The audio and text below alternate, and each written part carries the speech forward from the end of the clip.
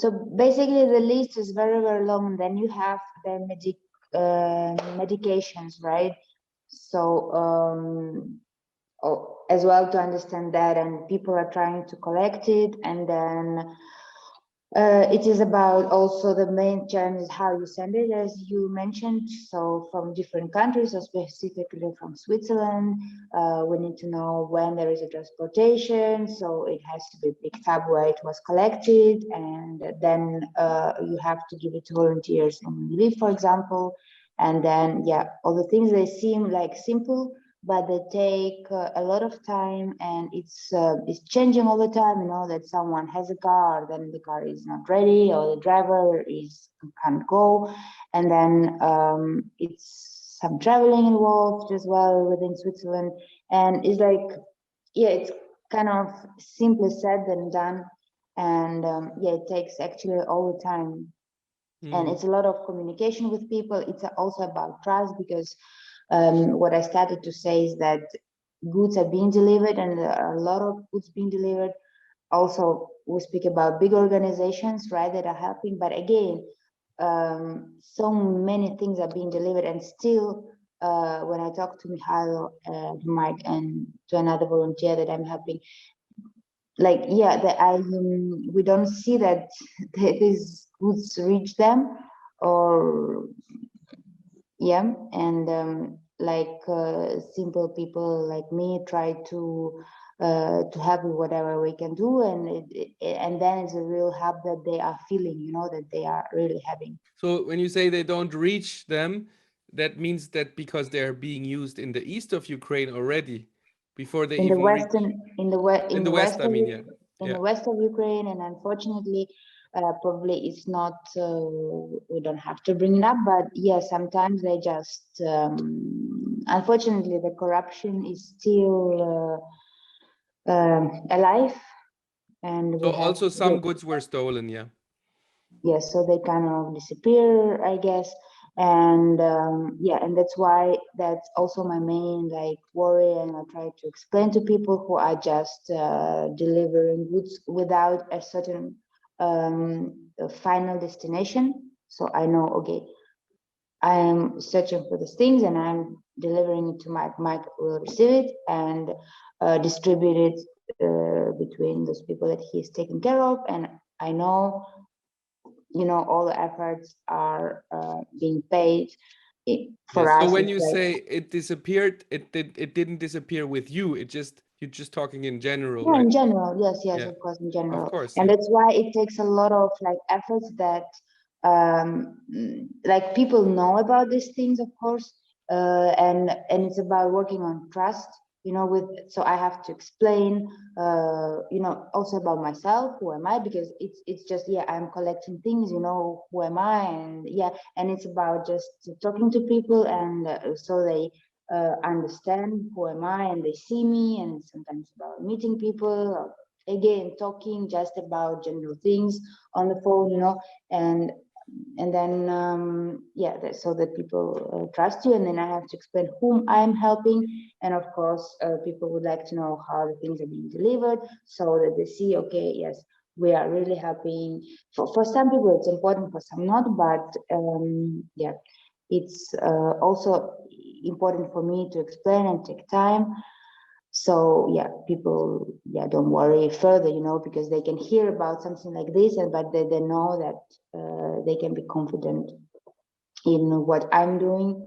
And it's also about explaining the other volunteers of taking care of how they are helping, you know, because it's not about just, yeah, it's actually from A to Z. You have to be sure that your efforts are being kind of streamed to the right place from A to Z, you know, Hmm. and or that they, or you are doing one part as a volunteer, and the other part you need to know who is doing the other part, because in the beginning there we had unfortunately many cases where goods were delivered until the border, and then they were just left there and no one picked them up, and yeah, the food got spoiled and so on and so forth. So this is another problem that was in the beginning. Then people start to understand, okay, I have to have a recipient at the border, It's not that I'm just bringing food and someone is waiting for me, you know,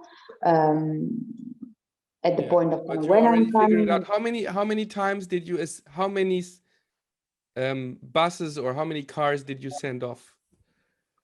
Well, I just send 1, 2, 3, but Three. yeah.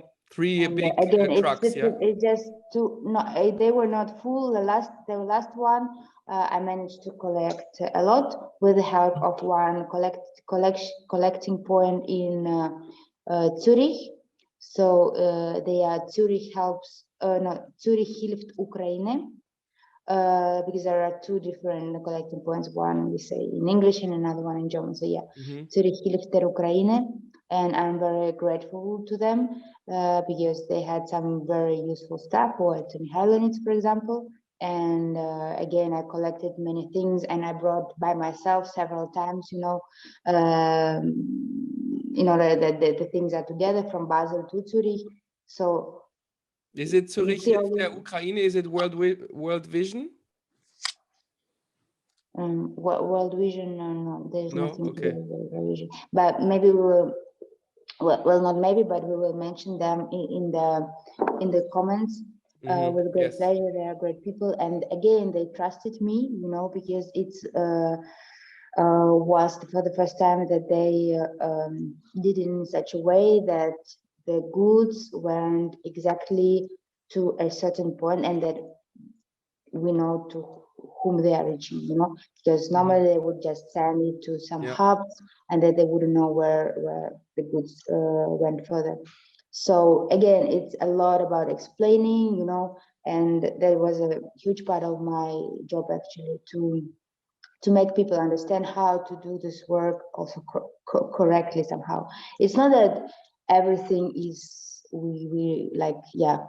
is bad, but it's just good to have this control and also know what are the specific needs and where, so the resources are being used wisely. And so you have two people, Mihail and someone else in Ukraine, who are telling you what they need. Then you have a person organizing the crossover at the Ukrainian-Polish border. And it happened I can't say that it is organized always like where you say so systematically, and it's always different drivers, it's always different opportunities of how we can send the goods. So again, it's not that someone is there and always can wait, or Mikhailo has his volunteers in Lviv. That can pick up the goods when they arrive to Lviv, or when they're not being. So it was never that they were delivered to him directly. And so he's doing this job. He's a very reliable person. I contacted him, and it was always a great experience. Working together. They're prepared, and. You should tell them to take pictures, because this increases trust if you can use those pictures on social media and so on. I will send you pictures. Yes, some pictures. I will send them to Dasha, and she will choose which are better. Okay.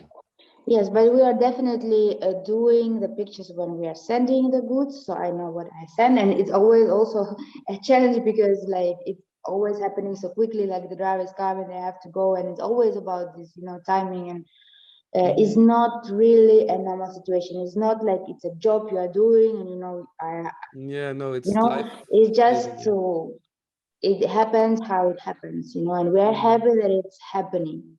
Yes, and of course. all the nerves and changes and challenges that are involved, I learned to just take it.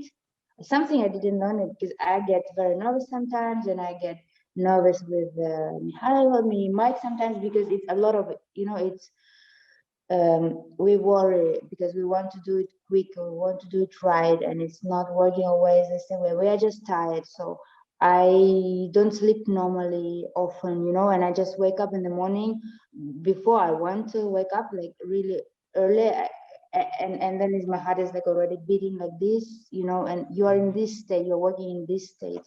And it's great that you're talking about this, because this was going to be my next question to you and Mihail. What about your personal needs? How do you feel in this situation and so on? So continue, yeah? Yeah, so it's emotionally is very difficult. Like yeah, and sometimes I saw my limits and I had to step over them somehow. So I was learning on the way, you know, to deal with the situation with my emotional state. But at the same time, it was like getting the situation changed all the times. We have always different challenges. Like there are so many in so many details that I can't even describe it, because it's like every time something is happening, like that, a very, very intense time that I learned and did so many things in the speed that I've never done.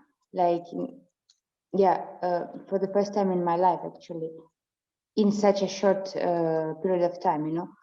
And again, dealt with all these changes, and I had to again accept that it's not working like in a normal life, you know.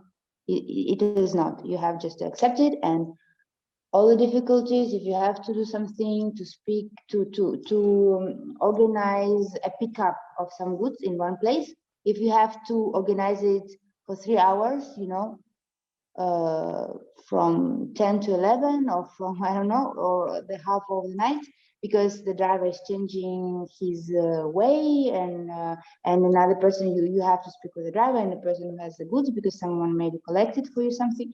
And then it's, you know, and then you have to explain all the time, and then the people, because it's, for some people it's new, they don't understand, they start to lose trust. Oh, why the driver is not coming on time, it's not serious or something, you have to explain it, you know. And this is again where a lot of efforts go, you know. Yeah. And so the question was, yeah, how you deal with it.